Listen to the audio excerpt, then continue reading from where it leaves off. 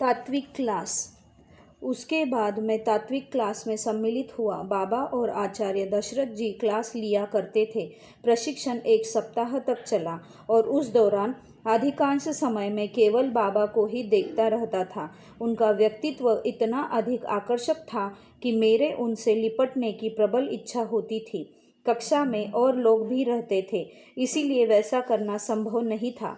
संपूर्ण प्रशिक्षण के दौरान मैं प्रतिदिन अत्यधिक भावुक हो जाया करता था और बाबा का आलिंगन करने की अपनी अति उग्र भावना को बड़ी कठिनाई से नियंत्रित किया करता था।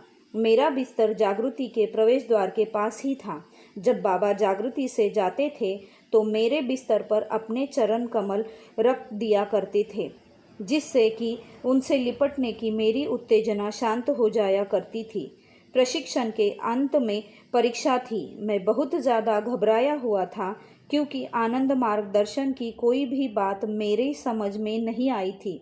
मैं तो केवल बाबा को देखा करता था और उनके अद्वितीय व दैवीय आकर्षण से आनंदित हुआ करता था।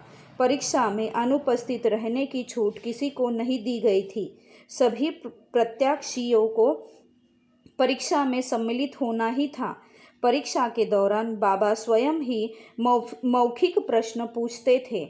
उस दिन बाबा अपने तख्त पर अत्यंत प्रभावशाली ढंग से बैठे हुए थे और हम सभी प्रत्याशी उनके सामने फर्श पर बैठे हुए थे। उन्होंने एक एक करके सभी से प्रश्न पूछना आरंभ किया। जब मेरी बारी आई तो मैं खड़ा हो गया। उन्होंने कुछ प्रश्न पूछा जो मेरी समझ में नहीं आया। खड़े खड़े मैं तो सिर्फ उनको देखता रहा।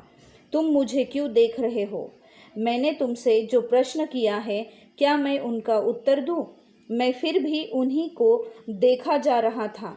फिर उन्होंने कहा, मूर्ख कहीं के, बैठ जाओ। दूसरी बार जब मेरी बारी आई और मैं खड़ा हुआ तो उन्होंने पूछा, क्या तुम यम नियम जानते हो? मैंने यम नियम की व्याख्या की। जब परीक्षा का दूसरा क्रम समाप्त हो गया तो उन्होंने कहा, यद्यपि इन लड़कों में योग्यता की कमी है, लेकिन ये सभी अच्छे लड़के हैं। मुझे इन लोगों पर अनुकंपा करनी होगी, इसीलिए मैं इन सब को उत्तीर्ण घोषित करता हूँ। हम सभी लोगों ने उन्हें साष्टांग प्रणाम किया और उनके कमरे से बाहर आ गए।